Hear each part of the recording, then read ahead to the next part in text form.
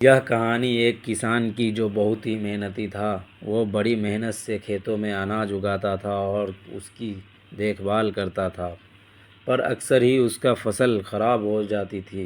कभी सूखा पड़ जाता, कभी बाढ़ आ जाती या कभी तेज धूप और कभी आंधी, कोई ना कोई वजह से उसकी फसल खराब हो जाती थी। एक दिन दोनों किसी पेड़ के नीचे बैठकर अपनी बर्बाद हुई फसल को देख रहा था और तभी गुस्से में आसमान की तरफ देखकर भगवान से कहता है कि मालिक, आपको सब बहुत मानते हैं और सबसे ज़्यादा ज्ञानी मानते हैं। कहते हैं कि आप सब जानते हैं, लेकिन मुझे ऐसा लगता है कि आपको कुछ नहीं पता।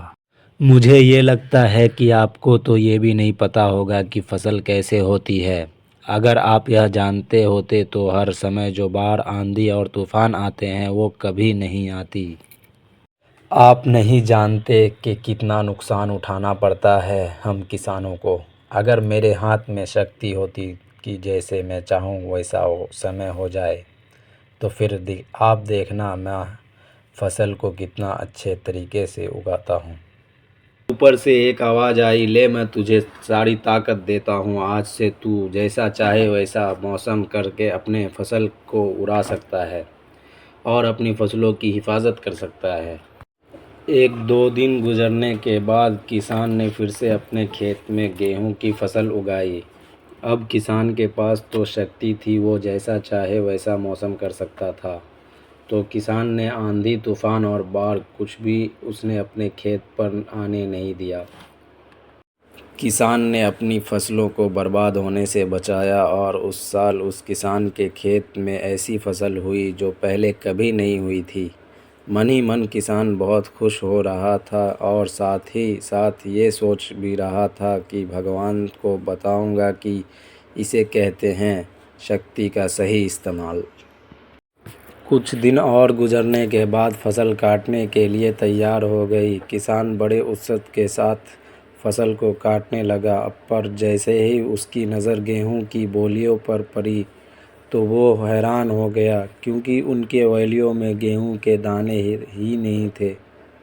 गेहूं के एक भी बाल में के अंदर गेहूं का दाना नहीं था। सारी बालियां अंदर से खाली थी। अब वो किसान बड़ा परेशान हो गया और फिर से भगवान को पुकारने लगा। वो ज़ोर ज़ोर से ये चिल्लाने कर कह रहा था, भगवान, शायद तूने मुझे कोई सज़ा दी है। ऊपर से आवाज़ आई कि मैंने तुम्हें कोई सज़ा नहीं दिया, बल्कि इसकी ज़िम्मेदार तुम खुद हो। तुमने अपने पौधों को संघर्ष करने का मौका नहीं दिया। ना तो तुमने उन्हें आंधियों से जूझने दिया, ना ही तेज़ बारिश से सहने दिया और ना ही धूप में तपने दिया। एक भी चुनौती का सामना तुमने उन्हें नहीं करने का दिया। इसलिए सारे पौधे अंदर से खोखले रह गए। जब आंधी, तूफान, तेज़ बारिश और धूप पड़ती है तभी ये पौधा संघर्ष करते हैं और इसी संघर्ष से ताकत पैदा होती है, जिसमें पावर होता है, एनर्जी होती है और इसी संघर्ष से गेहूं पैदा बनता है। उन्हें बुरे वक्त से गुजरने ही नहीं दिया जहां उनका बनावट होता है। सारी बालियां इसलिए खोखली रह गई क्योंकि तुमने अपने पौधों को संघर्ष कराया ही नहीं। सेम ही यही चीज़ दोस्तों हमारे साथ भी होती है।